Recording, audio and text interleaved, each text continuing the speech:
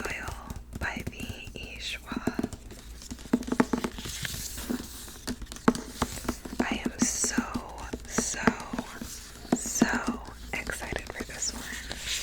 It's gonna be lesbian vampires, and it's supposed to have similar vibes to The Invisible Life of Addie LaRue, which I loved by V.E. Schwab. So I'm so excited for this, and I did in fact actually get a signed copy,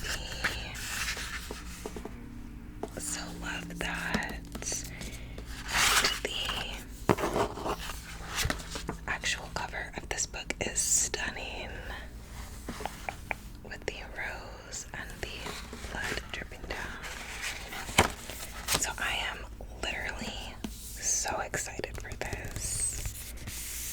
And let's read the blurb.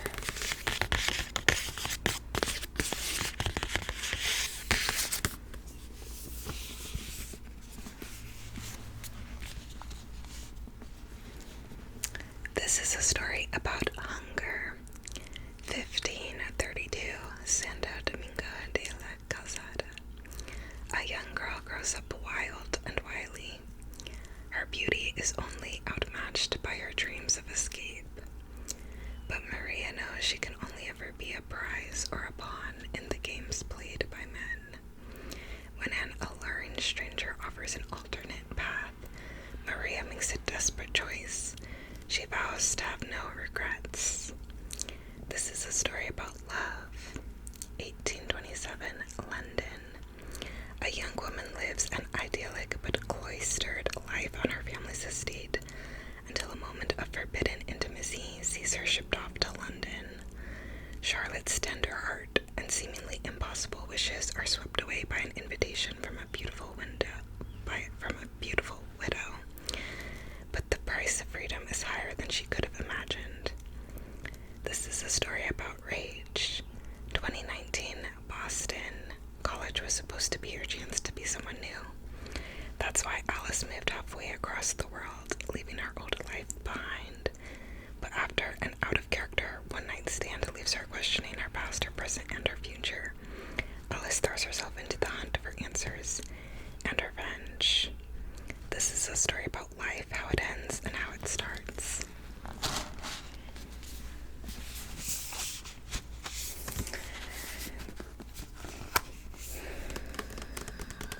So I'm so gagged. I'm so freaking excited.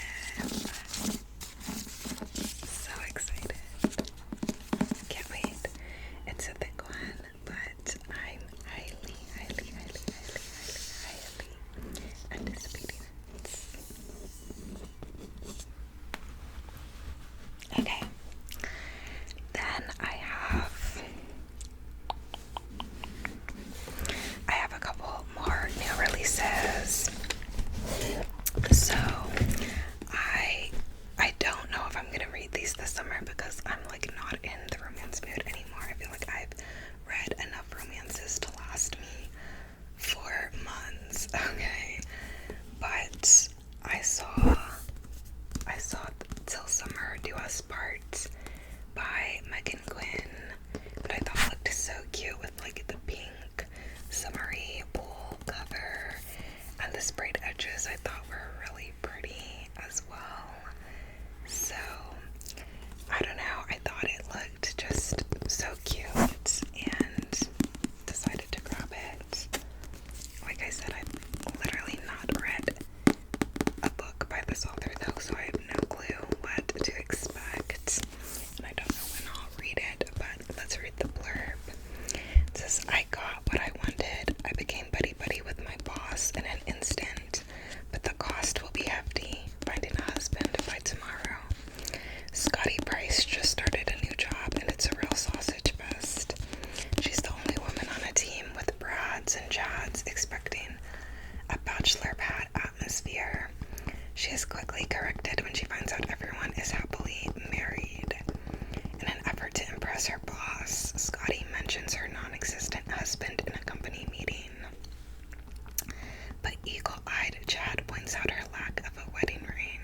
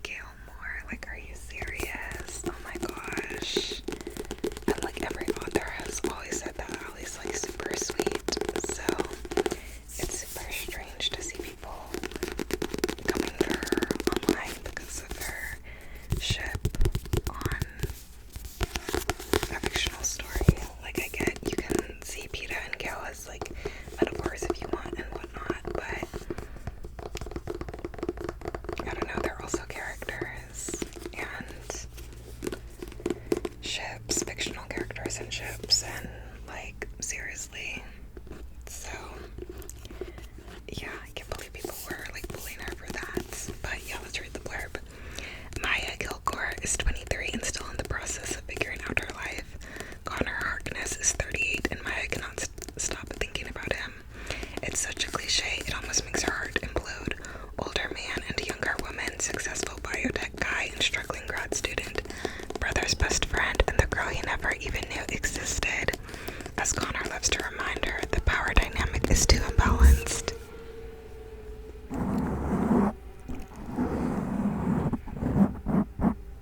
The loud cars are outside. As Connor loves to remind her, the power dynamic is too imbalanced. Any relationship between them would be problematic in too many ways to count, and Maya should just get over him.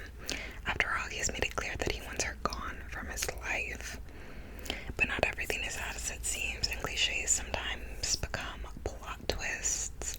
When Maya's brother decides to get married in Tsayarmina, she and Connor end up stuck together in a romantic Sicilian villa for over a week.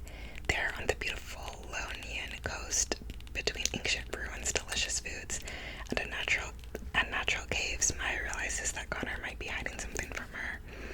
And as the destination wedding begins to erupt out of control, she decides that a summer fling might be just what she needs, even if it's a problematic one. So, that's super interesting.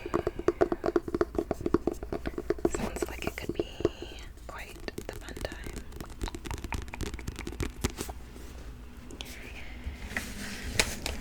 And then we have a book by Zahara Mavi, who wrote the Shatter Me series, which I love. I've had my eye on this YA contemporary by her for a while, and thought it was time to go. It's not that long, and yeah, let's read the blurb.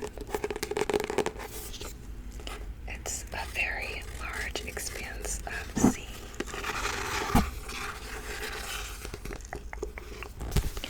It's 2002, a year after 9/11, and Sharon has just started at yet another school.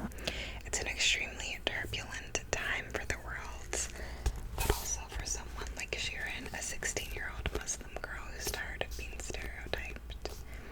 Sharon is never surprised by how horrible people can be, but she's tired of the rude stares, the degrading comments, even the physical violence she endures as a result of her race, her religion, and the hijab she wears every day. She decided long ago not to trust anyone anymore, and she doesn't expect or even try to fit in anywhere or let anyone close enough to hurt her. Instead, she drowns her frustrations in music and spends her afternoons breakdancing with her brother. But then she meets Ocean James. He's the first person in forever who really seems to want to get to know Sharon. It terrifies her.